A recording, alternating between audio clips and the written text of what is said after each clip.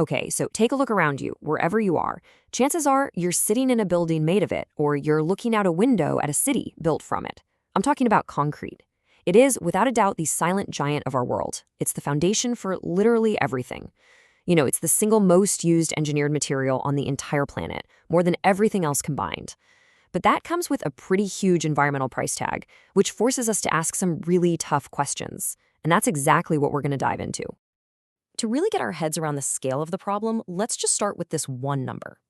Every single year, the production of cement, which is the key ingredient, the glue in concrete, is responsible for 5 to 8% of all human-caused CO2 emissions. I mean, that's massive. That puts it right up there with the big polluters like fossil fuels and deforestation. So the challenge is crystal clear.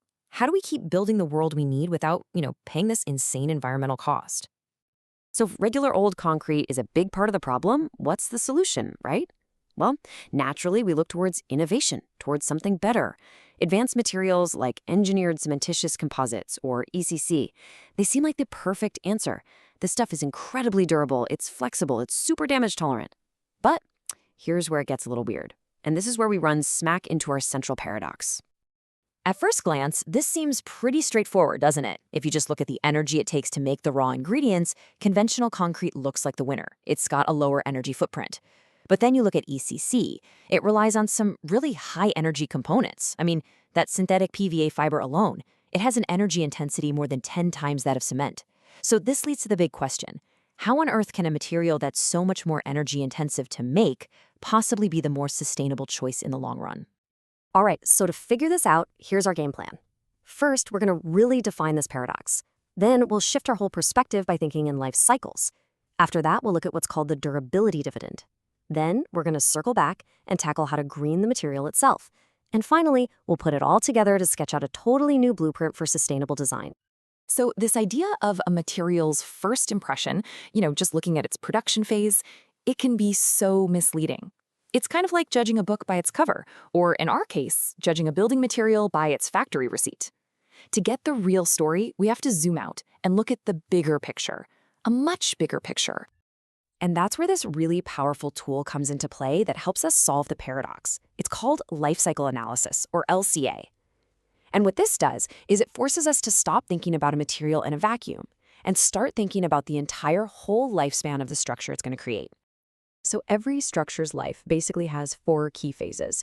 You've got making the materials, then the actual construction, then this long use phase where it's just out there doing its job, and then finally, its end of life.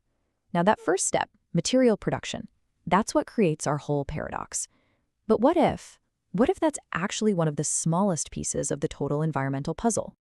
And this quote right here, it just nails the core idea. For anything that's built to last, like bridges or highways, it's the decades of use, the maintenance, the constant repairs, the traffic jams from construction, and the eventual replacements, that's what truly dominates the environmental footprint. It's this endless cycle of patching, resurfacing, and re-repairing that racks up these massive costs in energy, materials, and emissions.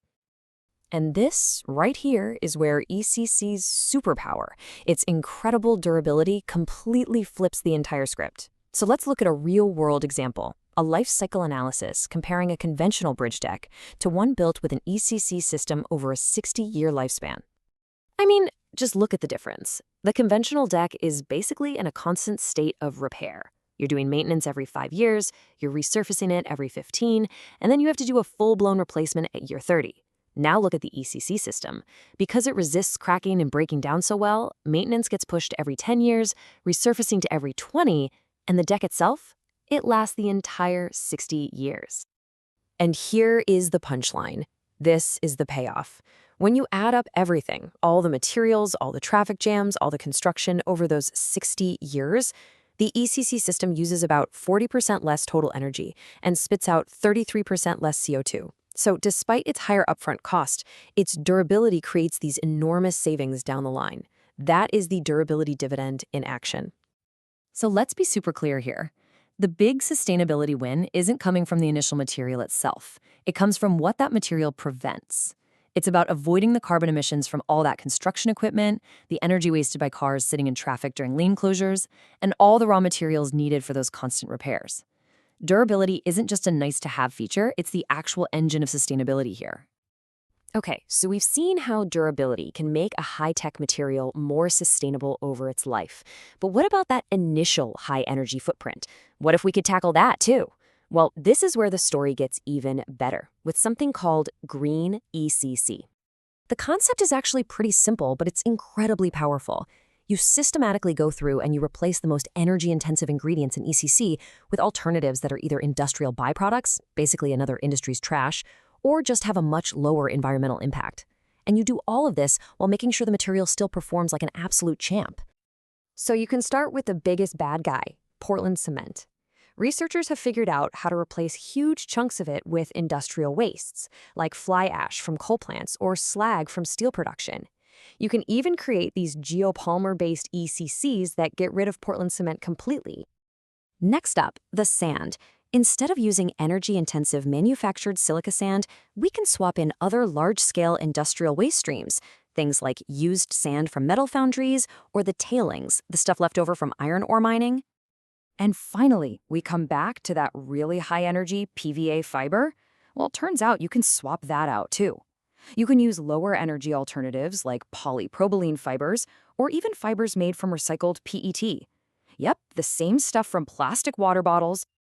Okay, but does all this swapping actually work in the real world? Well, this table gives us a quick look. You can see that these green versions, using all sorts of industrial waste, they still maintain excellent compressive strength. That's their ability to not get crushed. And crucially, they keep that high tensile ductility, which is that ability to bend and stretch without breaking. That's the secret sauce that makes ECC so durable in the first place. So we're not sacrificing performance for sustainability, we're getting both. So, where does all of this lead us?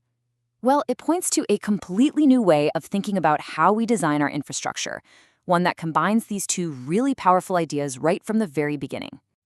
And this is all captured in what's called the SIMS framework. It stands for Sustainable Infrastructure Materials, Structures, and Systems. It's a holistic approach. You don't just pick a material off the shelf anymore. Instead, you tailor the material for the specific structure, you design the structure for the system it serves, and you evaluate the entire thing based on its full life cycle performance. It all works together. At the end of the day, the path forward isn't about choosing between a green material or a durable one. The real magic, the real breakthrough, comes from the synergy of having both. The extreme durability solves the biggest chunk of the environmental problem, that whole use phase, while making the material itself greener chips away at the initial production footprint. You really need both for a truly sustainable result. Which leaves us with this final thought to chew on. For the longest time, we've been designing materials for day one strength. But what happens if we start designing them for year 50 performance, for their entire life cycle? What does that suddenly make possible? It completely changes the game and redefines the limits of what sustainable infrastructure can even be. Thanks for tuning in.